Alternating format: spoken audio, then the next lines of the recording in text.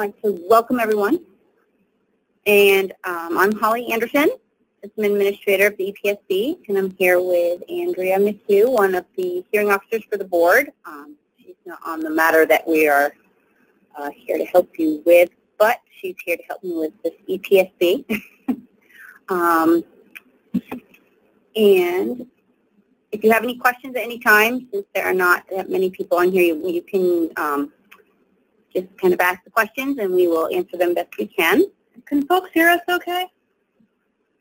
Oh, that's a good question. No one's answering? Yes. Yes, thank you. Good, okay, thank great. you. I just going to town.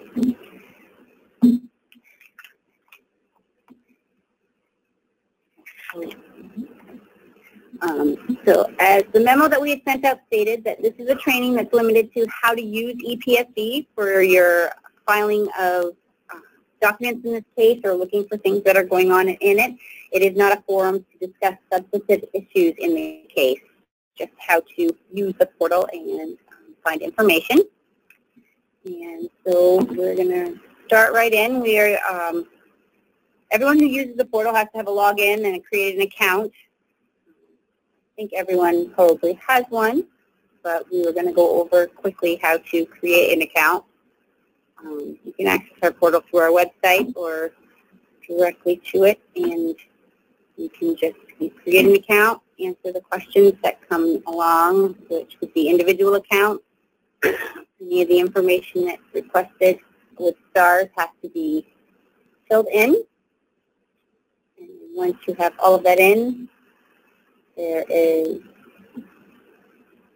light reading and the CAPTCHA, which once you put that in, it says you're not a computer and you can create your account. And once you have that account, what that allows you to do is when you are in the portal looking at cases, you can then open documents and view them. Without logging in, you can just see information about each case.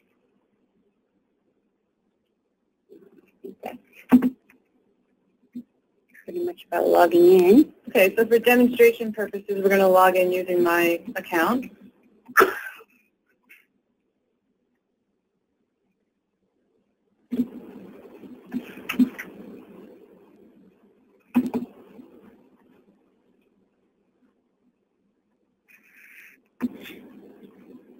And once you're logged in, to go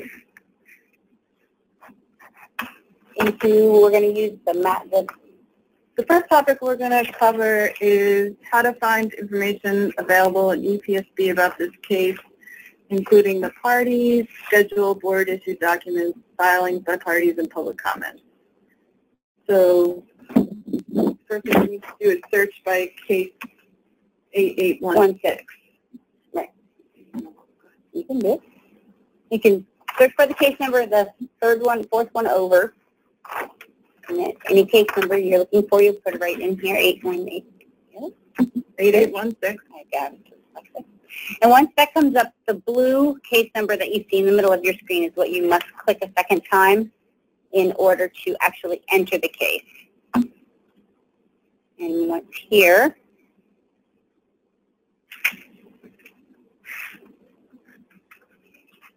this case might take a little bit longer to load as there are a lot of documents and a lot of parties. So there we go. Once you see the green screen, you know you're in. And you'll see across the middle all the little tabs. And under each of these are information and documents that are pertinent to the case. I think the first one we were going to, this first page just gives you a quick summary of everything going on in it. And some of the documents that are there.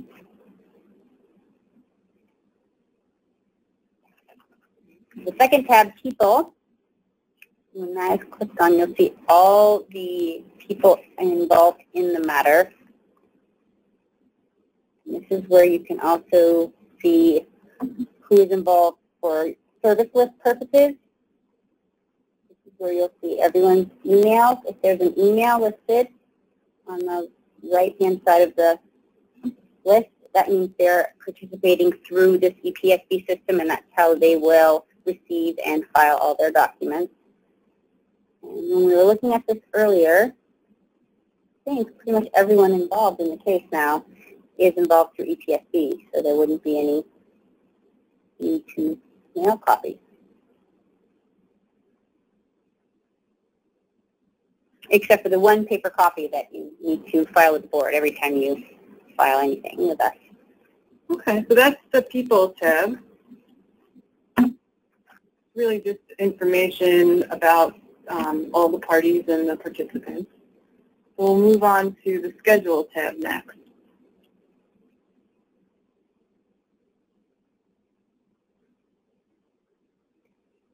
In this tab, there's two different kinds of things. The first part are the events, which are any live hearings, and things of that nature. I'll show the ones that have been held, the ones that are scheduled or scheduled at this point. Mm-hmm. And then the next section will be more like a due date, when things are upcoming due, things that were due in the past, you'll see when they were due. It gives you a good idea of what's upcoming with the schedule. Right, so these hearings/events are physical events that happen. Your workshop, pre-hearing conference, technical hearings would show up here as well.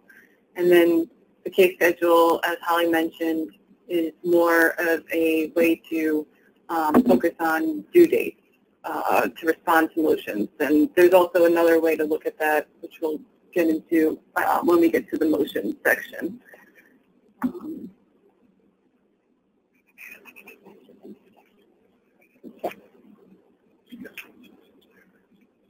And the next two tabs. Holly and Andrea, this is Leslie. I have a question. How when do you guys update the schedule? The same day that the order is issued? We try to, yes, make sure it happens that same day. But our schedule is not right in this one, apparently, right now. So I guess it hasn't been updated with the latest one yet. So we're still working out the kinks on how that all works. Yeah, and I want you to know that's not a criticism. That was really to help people who try to access the system to know, if they don't rely on paper copies, when they might check the system, that kind of thing. So. Well, there's also, so the next topic that we were going to move to is the board-issued documents. And so there's an order reschedule that was just issued today. Mm-hmm. And I'm assuming that that is the correct schedule. Okay. So if we were to open up that document here, this isn't necessarily a mailed version, but this is the, I didn't open it. Oh. Okay, here we go. So now this schedule, I'm assuming would be the one, well, it doesn't have I'm not familiar with this case, so it doesn't have a table schedule, but it looks like there's a bunch of information here about change in deadlines, when the deadlines are changed and such. So since it was just issued today, it hasn't been updated yet in the file. I will make a note and get that fixed right up. Okay. So for, and this is just to try to be helpful, so folks should probably give the board, at least 24 hours before they should expect to see the schedule portion of this updated, because it does require somebody to actually enter the information, right? Yes. Yeah, we need to go over it and update, because sometimes things need to be taken right out or changed altogether. So thank you for that. We will make sure that gets done, and yeah, we try to do that as soon as we can. Okay, so the board issued documents here. We'll just kind of go through this a little bit more. So this is all of the orders that have been issued and anything related to the schedule, anything that's related to the motion to intervene. So we have a whole bunch of different orders here. Notices of pre-hearing conference. When there's a technical hearing, there'd be a notice of a technical hearing. And so the way to view that document is to click on this little magnifying glass click Open with Adobe Acrobat. And then you can see here, this is the memorandum that was issued that was notifying folks of this meeting today. And then you can save this onto your hard drive, or you can just close it out and not access it again. So there you go. And tips to each one of these two, traditional, like the one that was issued today, you will see the current service list as well. So that helps people to see. I'll open up today's again, and this is today's order about the schedule. If we scroll down past the signature page, there's the service list. Which you'll see that every time there's an email listed underneath them, that means that they did receive this through the system through their email. But it is one place that if you wanted to see one all together, it's usually hitched to the most current order. Okay. So that's the board issued documents section. Now we'll move on to pre-filed testimony, exhibits, and affidavits. Clicking on that, it'll take a second to load. Well, maybe more than a second, because there's so many documents in there.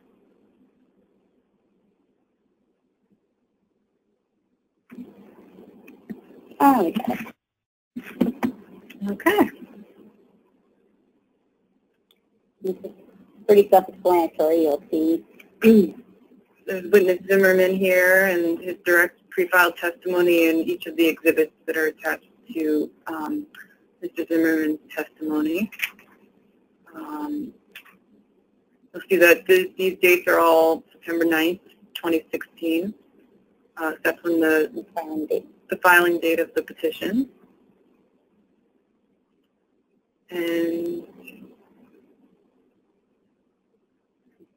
this is all of the different, and when other parties would file testimony, it'll show up under this section as well. So when the department will file testimony and other parties in the case, then this is where it would show up for folks to be able to go to and review. Again, just open it up and save it to your computer, or just read it and come back to it later. Okay. And then the all other documents section is next. And that's where you'll find pretty much everything else that you might be looking for. There's still loading here. So that's where the main petition will be, all motions, transcripts. I'll see that in just a moment. And we can tell it's up here, it's still connecting. So when our patients were thin, we just go back up there and look. And then here we are. Okay. So you'll see the original petition, and if you know you don't need to look at that, you could just minimize it here. That definitely helps when there's long lists of documents like this one will have. And it will start with the most current filings and on the top.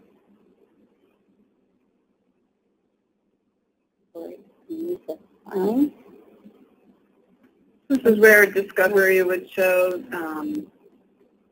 This is where motions. They have them really after. The motions is the panel below. And transcripts have their own section as well.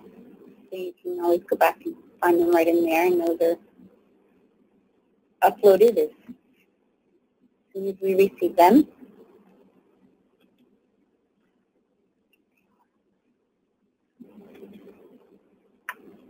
Oh, and that's a good point. When you click the pluses, anytime you see a motion, response to a motion, it will, as long as things are uploaded properly, will all tie into other responses, the main motion, whatever else is all tied together for it. So you can see, there we go, that's a good example.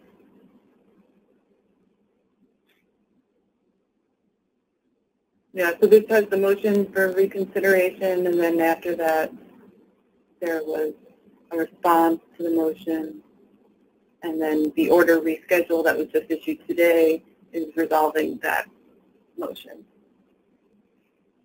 So all those are linked together here for ease of reference. And then again, if we just minimize this, we can focus in on the transcripts if you want to focus on the transcripts, or up here is the other documents filed by the parties.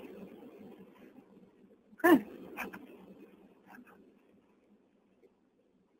Move on to public comments. Yeah.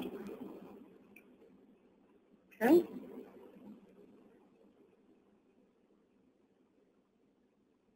This is where anyone who is not a party in the case can leave a comment at any time.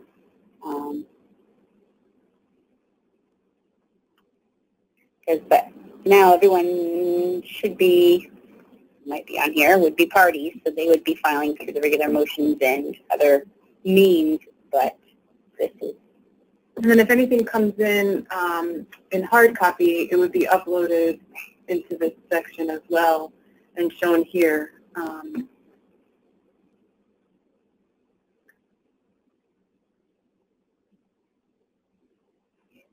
So we have some folks here, I think, that are parties that use the public comment section of ePSB that should have used the all other documents section of ePSB to file. So, but these stay here for now. Yeah, they can't be removed. So. But things have been relocated, but we could. Okay. And then the case log, do we want to take a look at that? Just a quick, I think that will just give everyone an idea of the. Oh, there's just so many, huh? Yeah, here we go. Truncated in form showing 700. We're fixing that. Okay. We're fixing that to make that work a little bit better, but this shows you the latest stuff that has happened, and looks like it had to stop at some point because there was more than it would show. So in the future, that'll show the most recent stuff. But the summary is also very helpful. The summary back here. There we go. This is Leslie. Can I ask another question? Sure.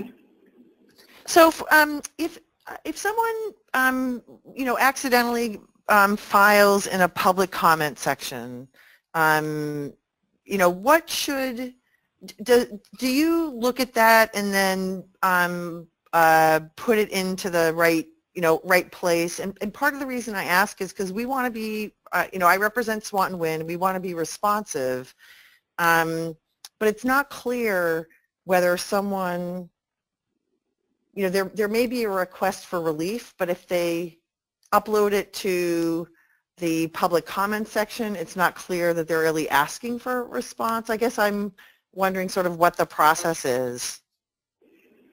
Well, the few times that it has occurred so far, the people did contact us as well to let us know that they had done that and what they were looking for. And we take them all by case, but most of the time they would be, we physically relocated it to where it belonged, so it would get something sent to all the parties so they would see that what was requested and what was filed.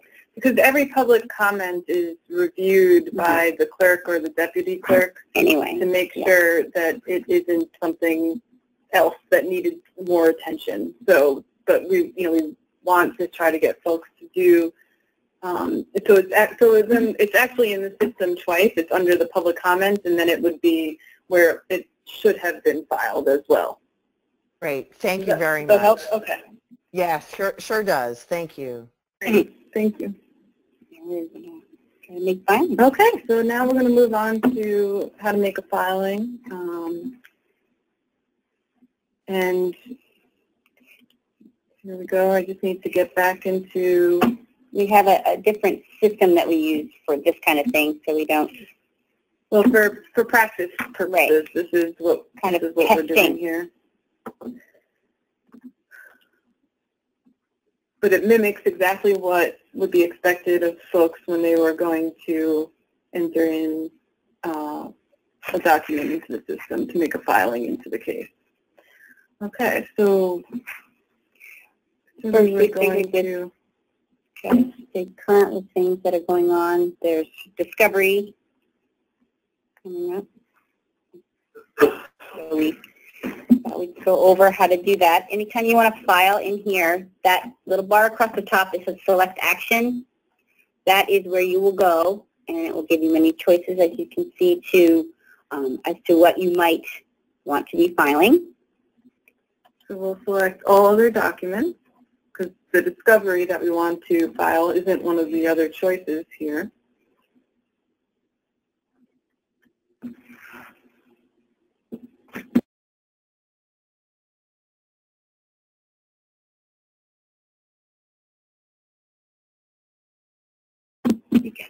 All right, actually, discovery, we're going to go back and look one more time.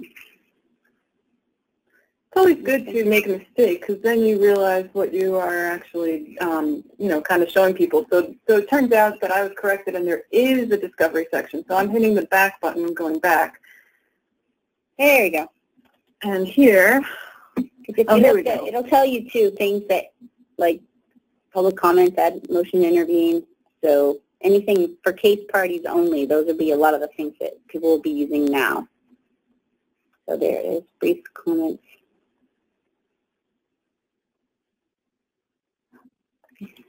The new filing. And the idea with Discovery 2, which is in our procedures manual you can find on our website, is that for Discovery, you will file your questions through ePSB.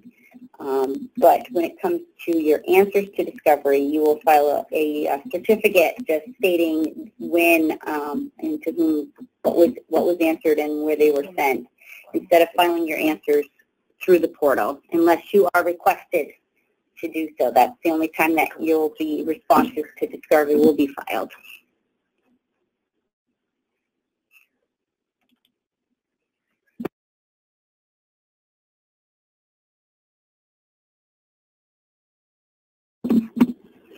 And then we select which party you're filing on behalf of. Yes, so that's very important. So we'll just pick a person down here. We'll pick Ian Grant. And proceed.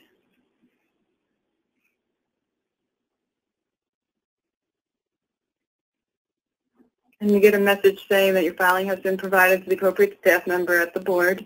And notice the filing will also be provided to the appropriate formal parties.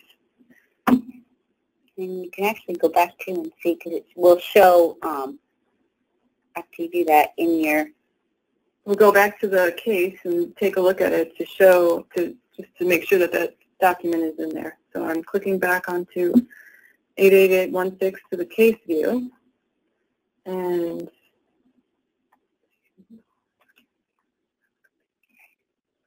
clicking on all of the documents because it's not listed here as one of the other ones.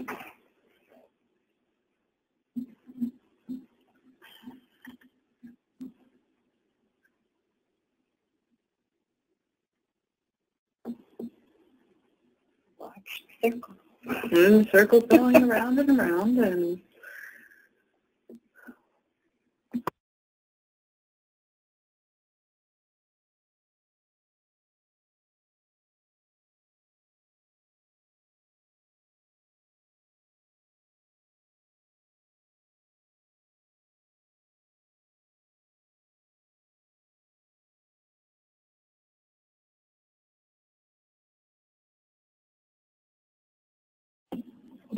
okay, so we see here under all other documents filed by parties, we have new filing and discovery questions on Swanton Lind. And you will see that, even though today still is the 25th, it is dated the 26th because anything filed after 4:30 in the afternoon, even if it's 4:31, will be filed next business day. So you will see that the date will change as of 4:31. So you'll know if you made a filing deadline or not. Okay. So the next documents that we're going to cover, filings, is motions. So up here there's add all other motions and responses to all other motions. We'll load that up.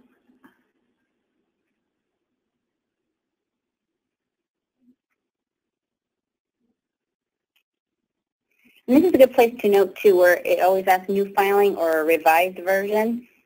that you can, if you found that you made an error or something in your motion or whatever you had filed that you need to replace with a corrected version, you would hit revise version, and then that will allow you to click on what you had previously filed. So then it will then show your original filing as superseded.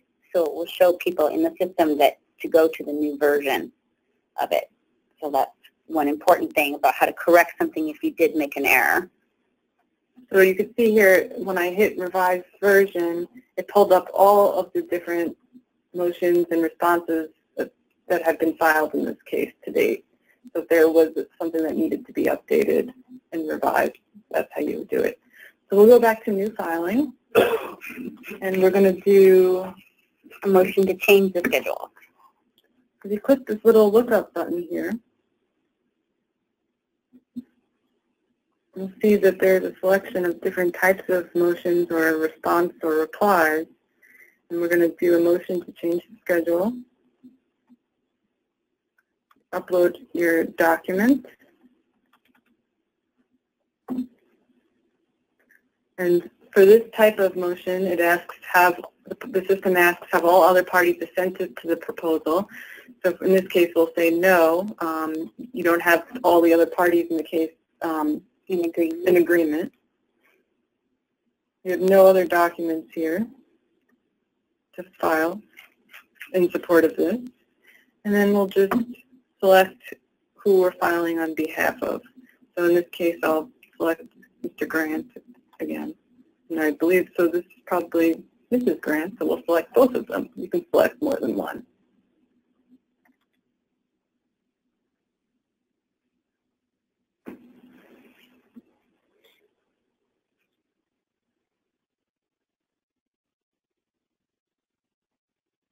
And again, we got the thank you, your filing has been provided to the appropriate staff member.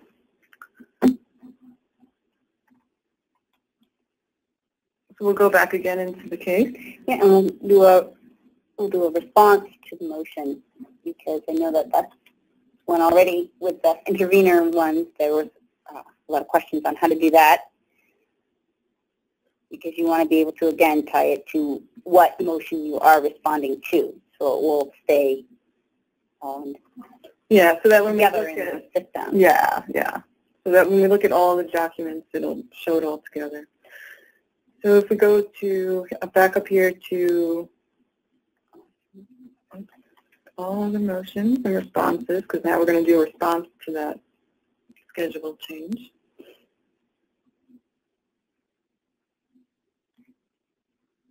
New filing.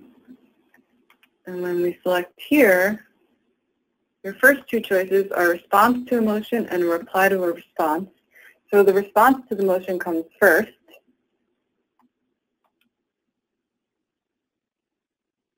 And we're going to scroll down to the bottom here, and we're going to select this motion to change the schedule.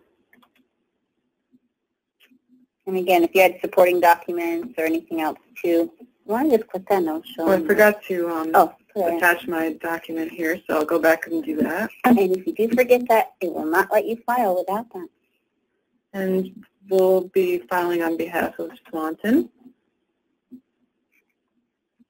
Is there something else that you want to say? I just wanted to go back up and say, and click the, these are the other things, because that is a question some people say. They still want to put a cover letter or a certificate of service, things like that.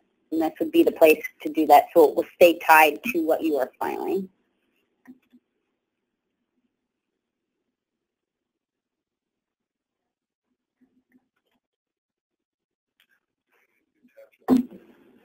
This is a good reason to confirm that it will not let you file without all the information that I want. Okay, upload supporting document is required. So we'll scroll back down here. And I have forgotten to attach my cover letter. So we will attach that there. I'm using some dummy documents, and we will proceed.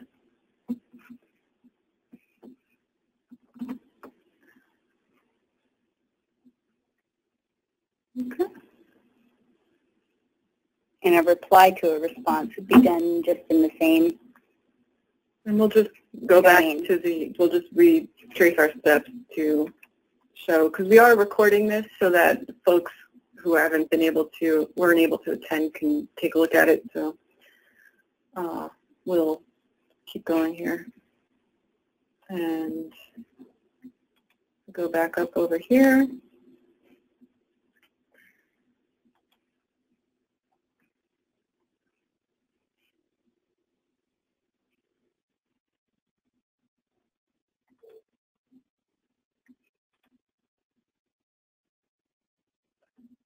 And so this next one would be a reply to the response. So in this case, we had Mr. and Mrs. Grant file a motion. Swanson Wind did a response to the motion, and now this would be a reply to the response. So this would be coming from the grant. So we select that what the original motion was, and that was this change in schedule filed by the grant. We don't need any supporting documentation, and take H1. Oh, yep, see, I forgot to upload my document again. Very easy to forget. There we go. Scroll on down, and we pick the grants again because they are filing this reply to the petitioner's response. Exactly. And you go ahead.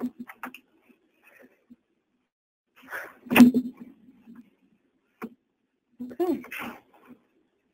Pretty much the idea, the importance of when you're filing a motion is to attach it to who's filing it. If it's a reply or a response to a reply, attach it to what motion it's being tied to.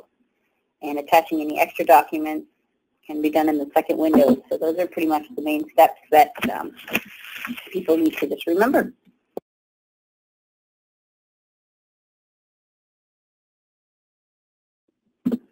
Okay, so we'll go back into the case view, and we'll take a look at how all the documents are tied together.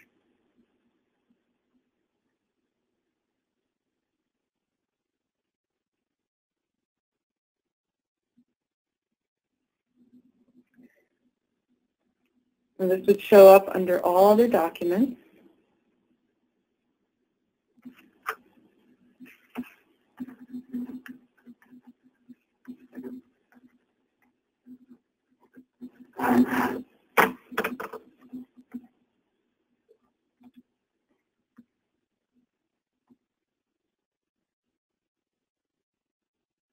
You have background music for that.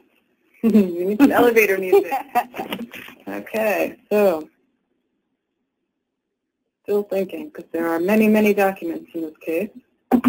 And we will scroll down here. We are going to minimize the documents. Oops, she's still thinking. Here we go. Thinking, thinking. I could sing the Jeopardy theme song. I do in my head most of the time. No idea. Good. All right, here we go. So motions is its own separate panel, so we'll minimize this. And down here is motions. There we go. And you'll see the motion to change the schedule, and then the response to the motion and the reply to the response are all shown together here. And then they're also shown together here, because the way to look at the different documents themselves is to click on the magnifying glass. And remember, you have to be logged in to do that. So you can see we have the original motion to change the schedule, the response, and then the reply.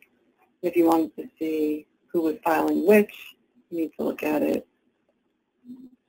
over in this column here.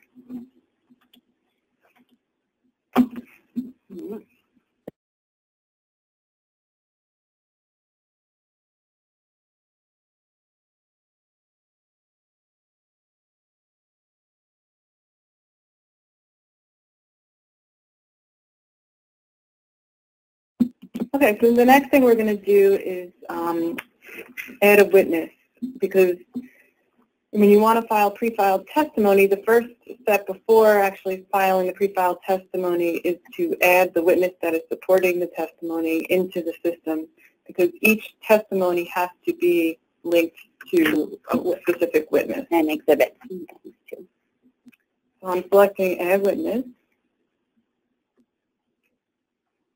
And anytime you do see, which we've been kind of going over, but anytime you see a red star, those are things that you have to fill in on any of our forms.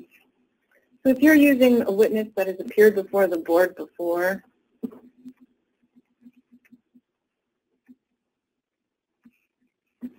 you can use this lookup feature here. So if you were using Michael Boucher here as a witness, then you would click from here and it would populate it.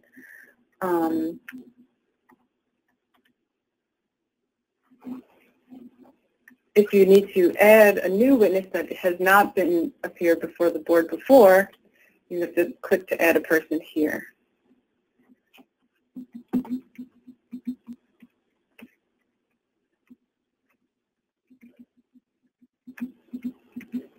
It's going to ask for several different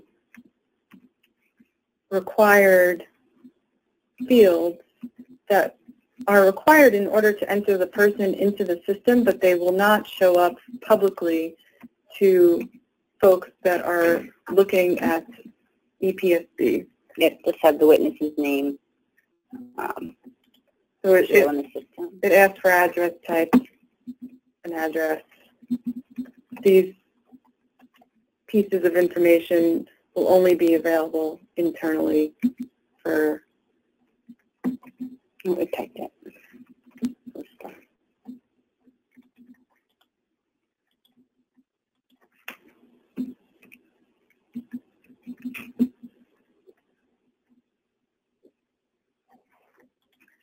And one thing to remember here is once you hit proceed, it will tell you your filing has been provided.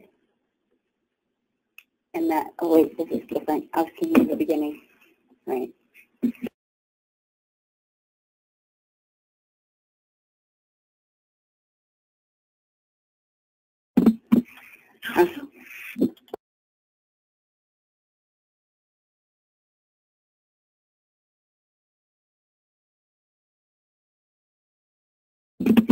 Okay, one thing to remember after you do that is just because it said you were filed didn't mean that you had completed your filing of or adding the witness to the case. So when it says that, go back to the other window so you can actually continue adding them to the case.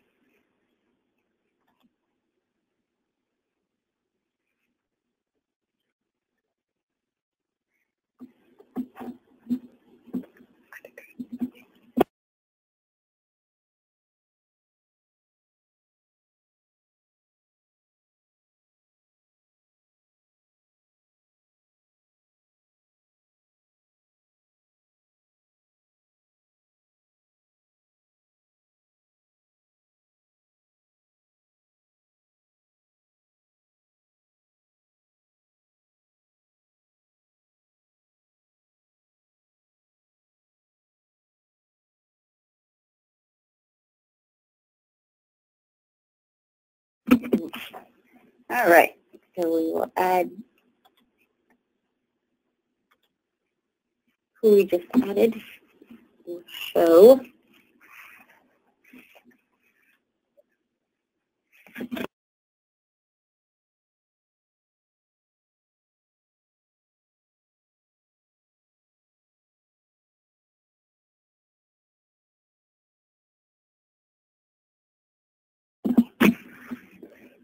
And then here we go, Jane Smith. This is the one that I just entered, P.O. Box 123.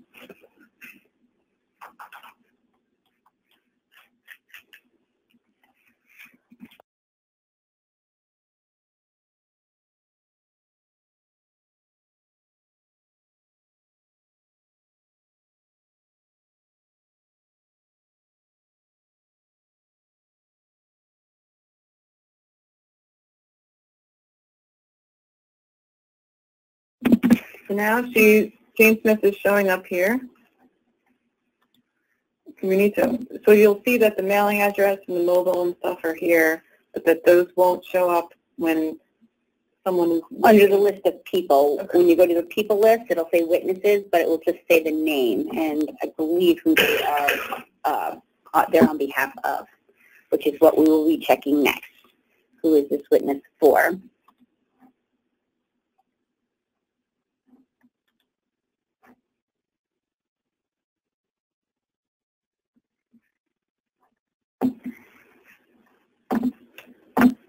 Okay. And once your witness is here, then if you had their testimony and exhibits to enter, do you want to show that?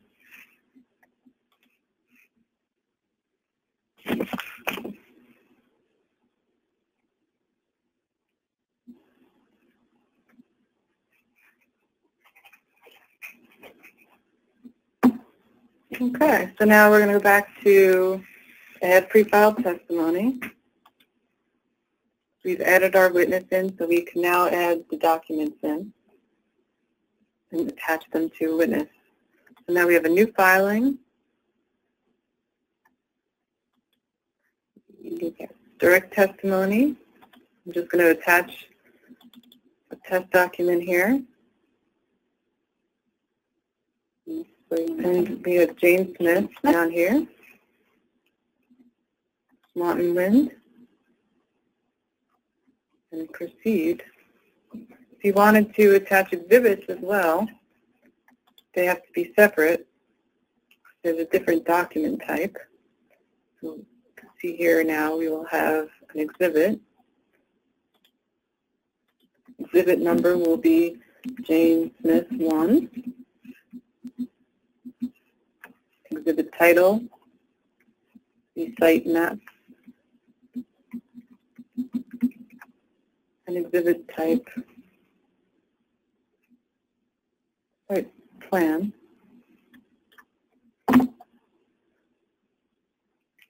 And now we are ready to proceed. No. Okay, we'll find out in a minute.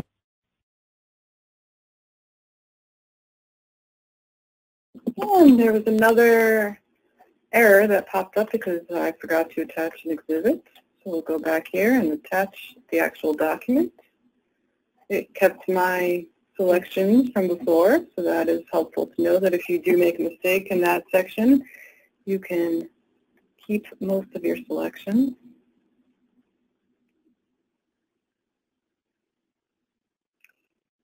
And we got our thank you message. Okay, the final section that we're going to do is searches. And in our memo here, we've talked about how to search for documents in this case and how to search for other board cases and for documents in other cases. In the portal in general.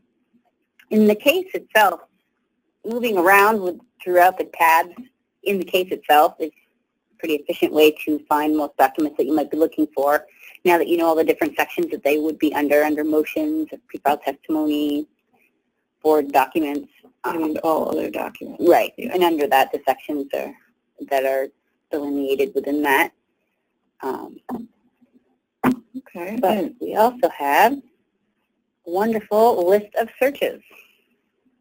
It's everything in blue. If you click any of the searches, if it looks like something that you would want to be looking under, it brings you right to it. So this is the search that we used earlier originally to find 8816, the Swanton case. So if we wanted to switch this to a different case number to look up, you could do that if you knew your case number. We'll go back over here to the case and document search section, which was this section right here. And there's a title called Document Searches, and there's recent orders, search orders, with final orders, and documents in one case. And documents in one case here, if you click here,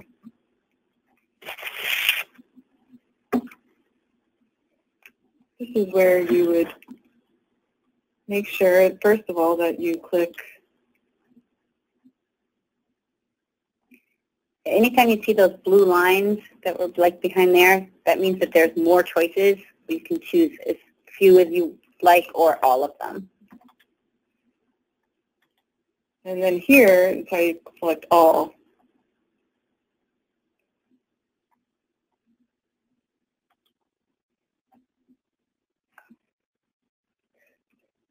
Our full text search is not working extremely well at the moment, but the contractor is working to fix that.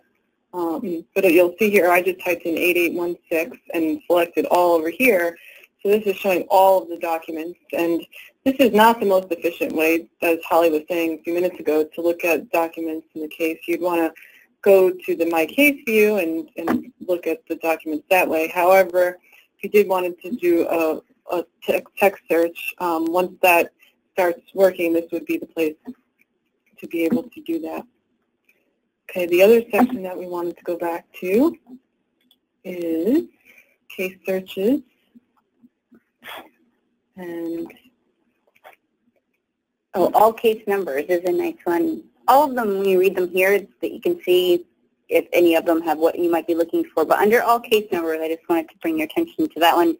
Under that one, you can actually look up if you know another party or someone, another company might have filed something. This is a nice place to put that in. Then you can see, and also by town is another option, which is its own search you can go to separately, but it's under here as well. So it's a good way to see what other projects or things that are going on in certain towns or by certain parties that you might know about.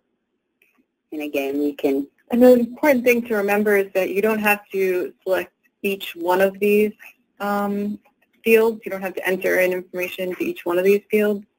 You'll see here it says to see a list of cases, simply select search below, or to further refine your search, fill in one or more fields below. And so if you're adding more information, it'll make your search that much more robust. If we go back to the searches page, you see case searches.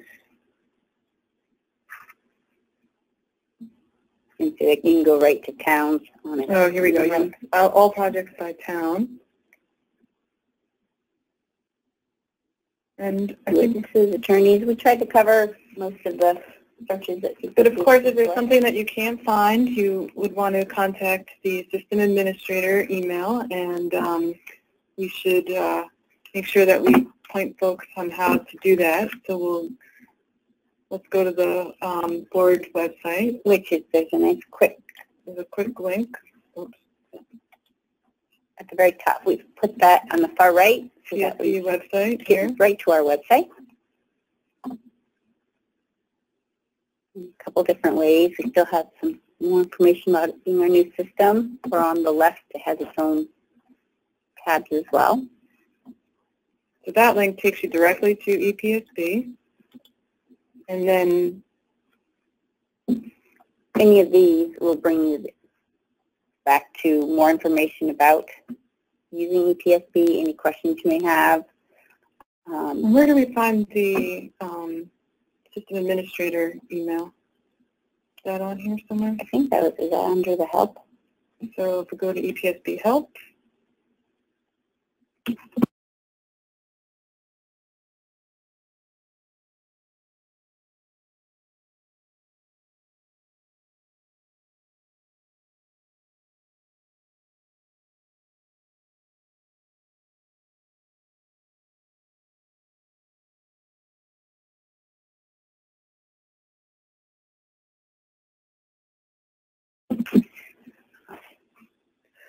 so in these, actually, we have some recordings. You'll see how to get a little more information. If you ever want to watch about some other fun trainings we've done. And we have our procedures. Be listed, I believe. Let's go right back to the front page. back here. Or no, the home page, I'm sorry. Yep. Yep, you'll see our procedures for electronic filing. That will cover pretty much any questions you may have about things. It covers the rules about discovery, anything along those lines. That's always a nice reference sometimes to go there first. You can answer some of your own questions that way. Or any of the other sections on our website right here. It'll nice light reading about how to maneuver around. And we do have a system administrator email, which apparently is not written down on our website. I believe it's in the procedures. No? No? Okay. Okay. We get that after. Let's check under frequently asked questions. That could be a good start. And ePSB. Over here.